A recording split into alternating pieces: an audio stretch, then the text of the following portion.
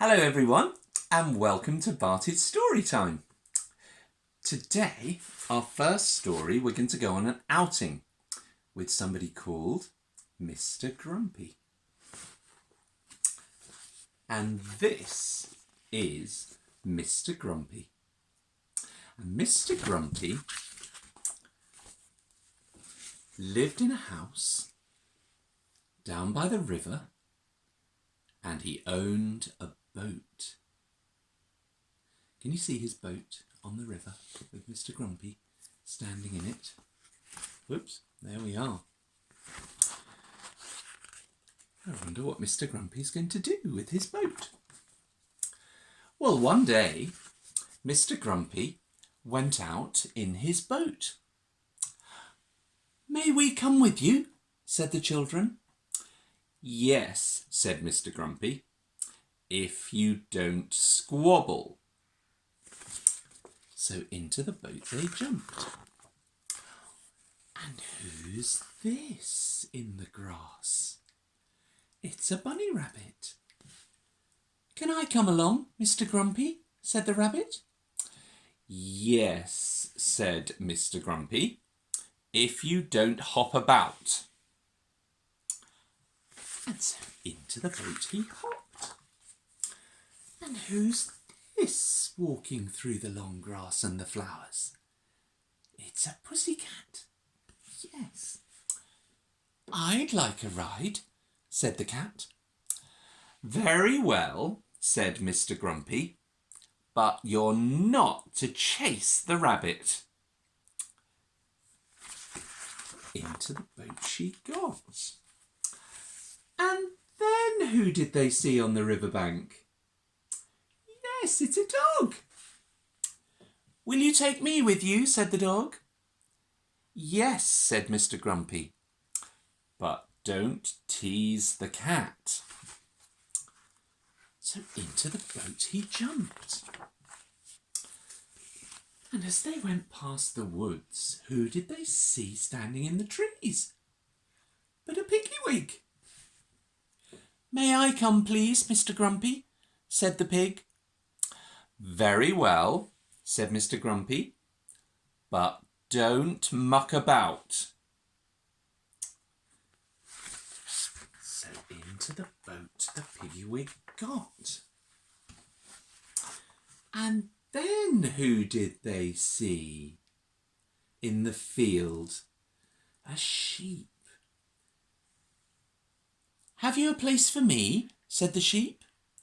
"Yes, but don't keep bleating," said Mr. Grumpy. Bleating means baaing all the time. So the sheep jumps into the boat too. And then they boated past a farmyard.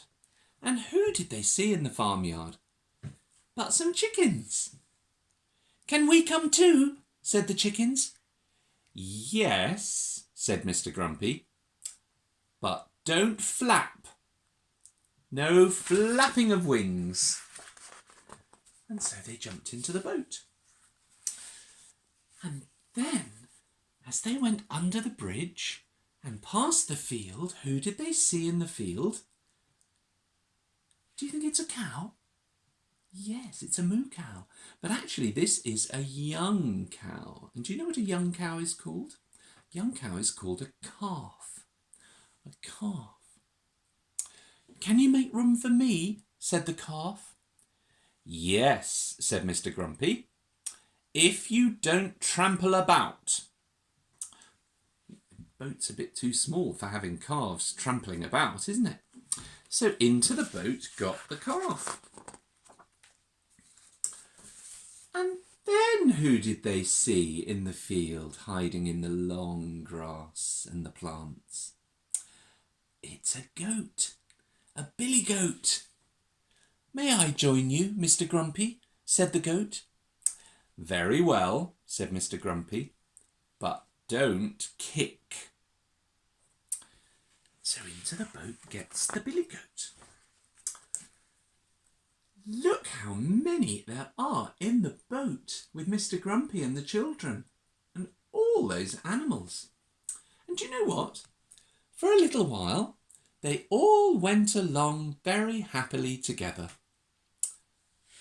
But then the goat kicked, the calf trampled, the chickens flapped, the sheep bleated, the pig mucked about, the dog teased the cat chased the rabbit hopped, the children squabbled, the boat tipped, and into the water they went with a big splash. Every single one of them into the water. Oh dear, look at that. Even Mr. Grumpy. Splash, splash, splash. Oh dear. Then Mr. Grumpy and the goat and the calf and the chickens and the sheep and the pig and the dog and the cat and the rabbit and the children all swam to the bank and climbed out to dry in the hot sun under the trees. "We'll walk home across the fields," said Mr. Grumpy. "It's time for tea." And so they did. They walked home across the fields. And when they got home, they had the most delicious tea that anyone has ever had, with lots and lots of lovely cakes for every single one of them. Look, aren't they having a lovely time all round the table together? And there's Mr. Grumpy. He doesn't look very grumpy, does he? I think he's very nice. They had a lovely tea. And then it was time for bed. "Goodbye," said Mr. Grumpy. "Come again for a ride another day." "Goodbye." And all the animals walked home to bed. And that was the end of the story of Mr. Grumpy's outing. They had an adventure, didn't they? I think they had a great time.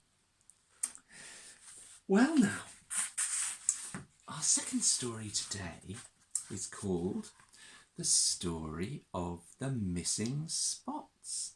It's a story that comes in the Bible, and it's a story about somebody called Naaman. And there is Naaman. And can you see that what's wrong with Naaman? Well, let's find out and let's see what happens. Well, here's Naaman. There was once a very famous soldier called Naaman. God helped him to win all of his battles, and the king was very pleased with him. People said lots of nice things about him. Can you see all of his swords and his spears? And there's his helmet up here that he puts on his head. And here are his trophies that he's won for being the best soldier of them all. But Naaman had a problem. Can you see what it is? Naaman had lots of spots on his face.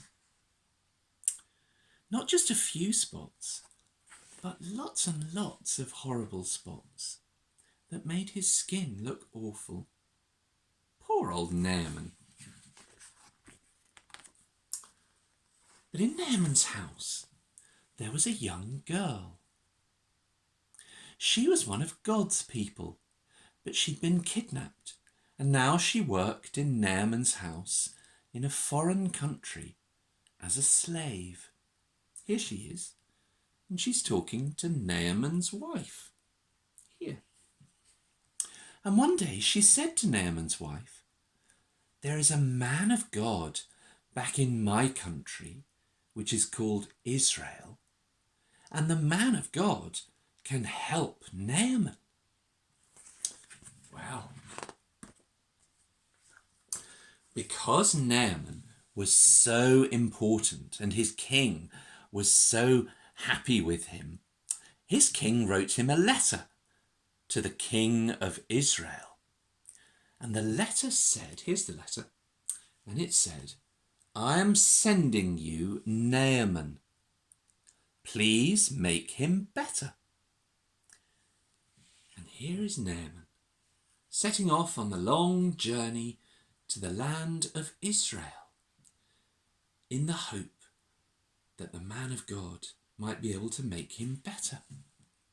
And Naaman took lots of money with him. Can you see his money in his money bag on the side of his horse? He took lots of money with him to give to the man of God in the hope that he'd make him better.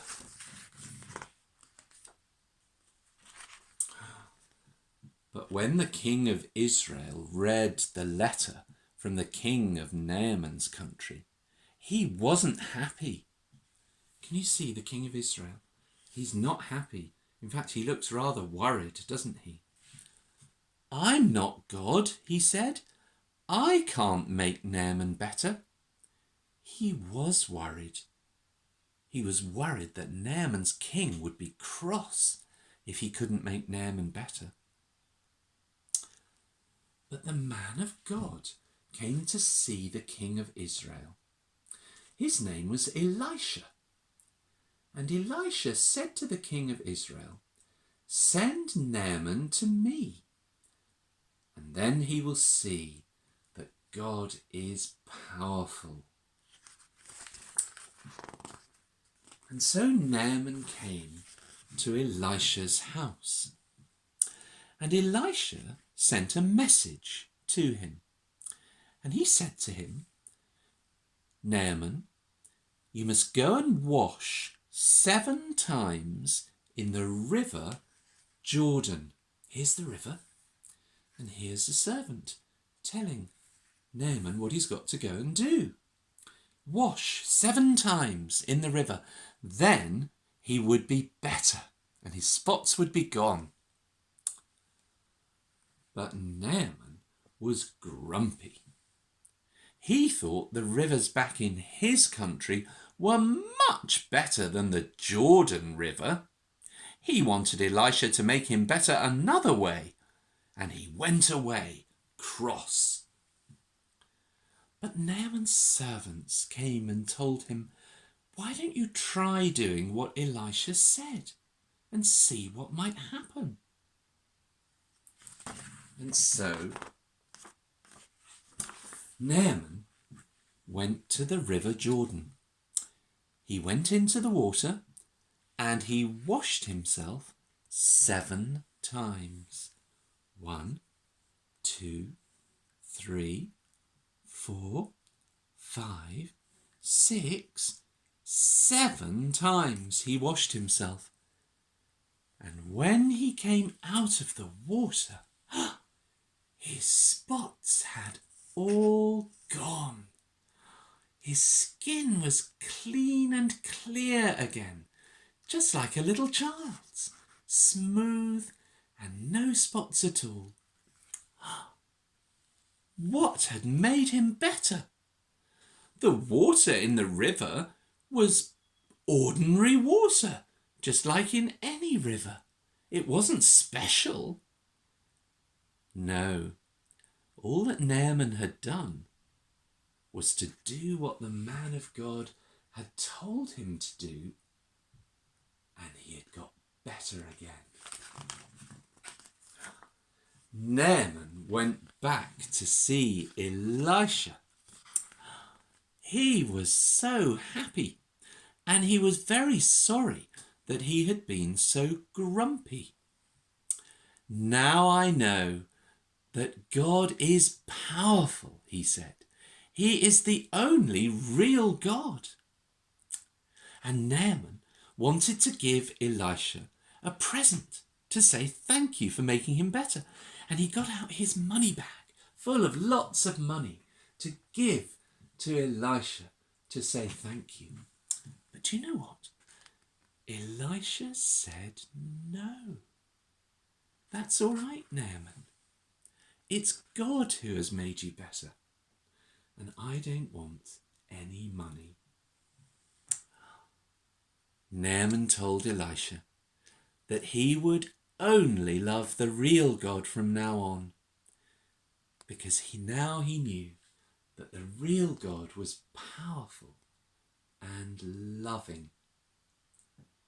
And so Naaman journeyed back home to his own country, better again, and knowing how powerful and loving God is.